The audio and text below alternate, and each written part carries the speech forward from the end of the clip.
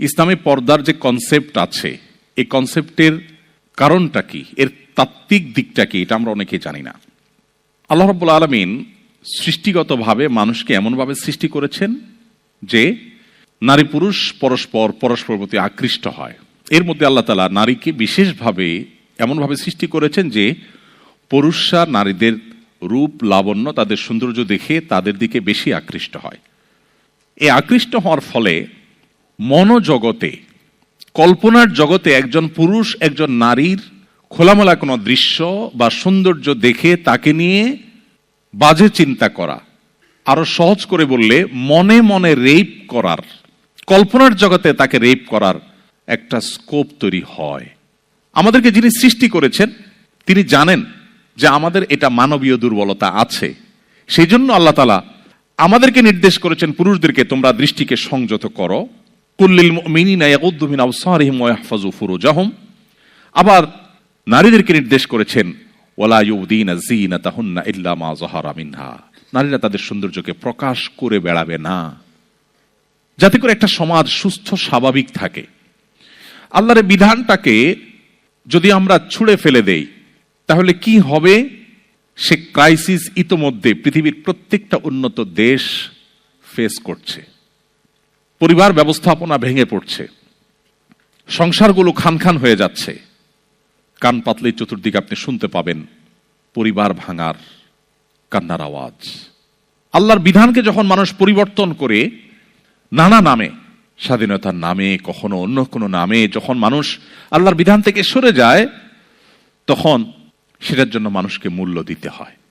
আজকে পৃথিবীর মানুষের আমরা কি হারিয়েছি, আমাদের অতীত তাকালে আমরা দেখি আমাদের কি ছিল এখন কি নেই, তাহলে তুলনা করলে আমাদের বিষয়গুলো মন্থন করা বা বোঝা সহজ হয়। পর্দার বিধানটা আল্লাহ তাআলা সেজন্য দিয়েছেন। একজন নারী, তাকে ফিজিক্যাল মেন্টাল যদি কেউ আক্রমণ করে, তাকে হেনস্থা করে, অ্যাবিউজ করে, পৃথিবীর সমস্ত সমাজ বলে এটা খুবই খারাপ কাজ। কিন্তু মনোজগতে, কল্পনার জগতে কোনো নারীকে নিয়ে আপনি যত কুচিন্তা করেন, যত মনে বাজে চিন্তা করেন, এমনকি আপনি তাকে কল্পনার জগতে ধর্ষণ বা রেপ করেন, পৃথিবীর কোনো সমাজ কিন্তু সেটাকে খারাপ বলে না। কিন্তু ইসলাম আল্লাহ তাআলার এমন এক জীবন বিধান যেখানে শুধু নারীকে আপনি মুখে একটা কটু কথা বললে অপরাধী হবেন না, শুধু তাকে আপনি ফিজিক্যালি অ্যাটাক করলেই আপনি অপরাধী হবেন না, আপনি মনোজগতে, কল্পনার জগতে যদি তাকে নিয়ে বাজে চিন্তা করেন তারপর আল্লাহর খাতে আপনি অপরাধী হিসাবে লেখা হবে এবং আপনাকে শাস্তি দেওয়া হবে। নারীর মর্যাদাকে ইসলাম কোথায় তুলেছে? কোন নারীকে নিয়ে কেউ বাজে চিন্তা করবে সে পথগুলোকে ইসলাম বন্ধ করে দিয়েছে। আর এই জন্য আমাদের বোনদেরকে পর্দা করতে হয় আর আমাদের পুরুষদেরকে চোখের পর্দা করতে হয়। উভয় পক্ষের পর্দা করার বিধান শরীয়ত দিয়েছে, ইসলাম আমাদের জন্য সেটিকে আবশ্যক করেছে। শুধু ইসলাম নয়, অন্যান্য ধর্মে, আপনি খ্রিস্টান ধর্ম, ইহুদি ধর্মেও যদি যান সেখানেও দেখবেন যে শালীন সুন্দর পোশাক পরে সৌন্দর্যকে প্রকাশ করে বেড়ানো থেকে বেঁচে থাকার জন্য পরিষ্কার নির্দেশনা আছে। তো এই জন্য একজন নারী তিনি তার পর্দাকে রক্ষা করার চেষ্টা করবেন। পর্দা কেমন হওয়া উচিত? তার সৌন্দর্য যেন প্রকাশ না হয় সেইভাবে পর্দা হওয়া উচিত। সৌন্দর্য যেখানে সেখানে প্রকাশ করবার জিনিস নয়, একজন মুসলমানের জন্য সেটা জায়েজ নাই। আপনি একজন স্বামী, বিবাহ করেছেন, মোহর দিয়েছেন, স্ত্রীর ভরণ পোষণ দিচ্ছেন, আপনি আপনার স্ত্রীর সৌন্দর্য যদি বাহিরে প্রকাশ করে বেড়ান তাহলে ব্যাপারটা কি দাঁড়ালো?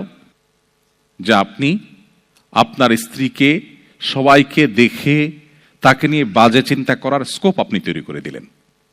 এভাবে হয়তো ভাবার সুযোগ আমাদের অনেকেরই হয় না। আপনি নিজে কোন নারীর খোলামেলা দৃশ্য চোখে পড়ার পর আপনি কি করেন?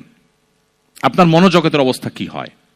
ঠিক আপনার ফ্যামিলির কোন নারীর খোলামেলা এবং অশ্লীল পোশাকে যখন তারা অন্যদের সামনে আসে, সেটা অনলাইনে হোক অফলাইনে হোক, তখন আপনি একবার ভাবুন সবাই কিন্তু সেই চিন্তাটাই করে যেটা আপনার মনের ভিতর আসে।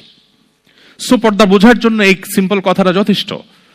আমরা গতদিন এখানেই বলেছিলাম, আমরা অনেকে বলি ভাই, অনেক বোনরা বলেন, বিশেষ করে মেয়েরা বলেন, আচ্ছা ভাই বলেন তো কেন আমাদের পর্দা করতে হবে?